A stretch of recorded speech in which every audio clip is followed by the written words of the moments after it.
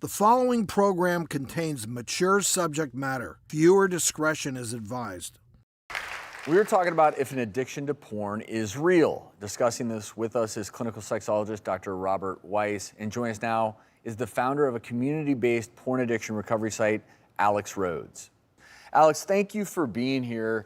You heard us talking in the first segment about different viewpoints on, is it an addiction? Is it, how real is it? I want you to talk a little bit about porn and how you say it destroyed your life.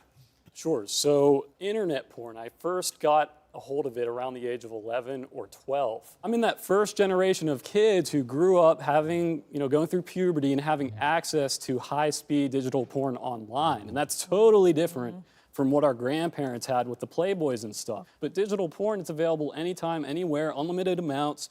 You could pirate it or get it for free.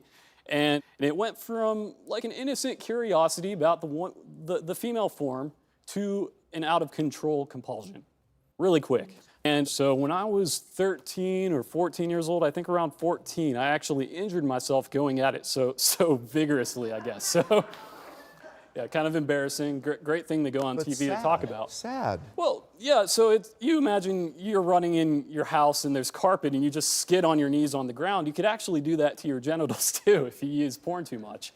So I made a vow. I'm not going to do this for 24 to 48 hours to allow my injuries to heal. And it had nothing to do with religious shame. I didn't really grow up religious. I had no moral issues with pornography. I still wouldn't consider myself to be anti-porn. I simply realized at that time I couldn't even not do it for a day to allow my injuries to heal. I realized at that point it was out of control. Can I ask you, when did you get to a place where you were able to recover, so to speak?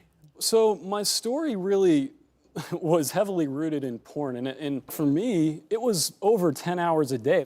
I tried to quit dozens of times, hundreds of times.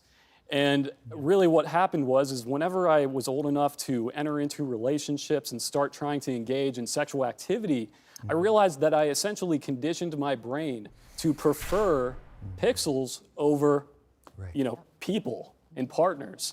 So when I went to go and start engaging in sexual relationships, I realized I wasn't able to maintain arousal because my brain was like, what is this, a person? You're essentially depersonalizing the person in front of you and imagining porn in your head to actually maintain arousal. So it really not only impacted my grades and my life and everything else, but it also impacted my relationships.